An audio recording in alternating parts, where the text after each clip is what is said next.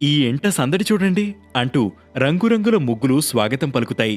ఊరి అందాలని అప్పటివరకు కంటికి కనిపించకుండా దాచేసిన పొగమంచు, పిల్లల కేరింతలు, డూడూ బసవన్నలు, హరిదాసుల సందడికి మురిసి ఇదిగో ఊరి అసలు అందమేంటో ఇప్పుడు చూడండి అంటూ పక్కకు తప్పుకుంటుంది. పల్లె పల్లెల్లోనూ కనిపించే సంక్రాంతి సందడి ఇది. అందుకే ఏడాదికి సరిపడేంత జ్ఞాపకాలను నింపే ఈ 3 రోజుల పండగ కోసం ఎక్కడెక్కడి వారు కూడా పల్లెబాట పడతారు. సంక్రాంతికి మన వాళ్ళు వస్తారని ఊళ్ళో బంధువుల ఎదురుచూపులు, ఎప్పుడు పండగ వస్తుందా ఊరు వెళ్దామని పట్నం బాబుల నిరీక్షణ. ఇదిగో ఆ రెండిటికీ తెరపడే క్షణం వచ్చేసింది.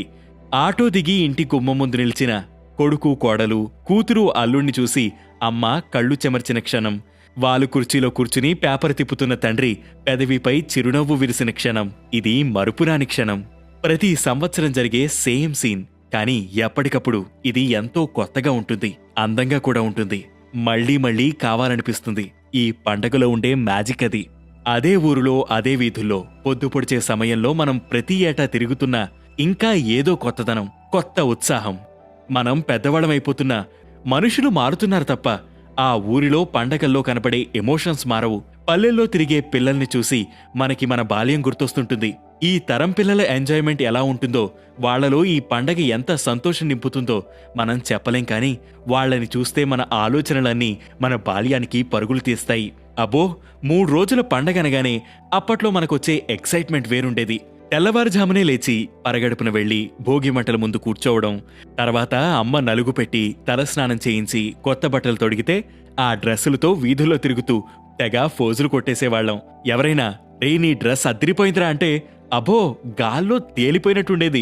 ఇక గాలిపటాల కోసం రక్తాలు చిందించామనుకోండి, సరిగ్గా ఎగరవేయడం రాక వాటిని పట్టుకుని వీధుల్లో పరిగెట్టడం, ఆ పతంగి కాస్త గాల్లోకి ఎగిరిందనగానే ఉత్సాహంగా వెనక్కి తిరిగి చూడటం అందమైన జ్ఞాపకాలు కదూ. 3 రోజులు ఆటాపాటలతో సందడి సందడిగా సాగిపోయేది.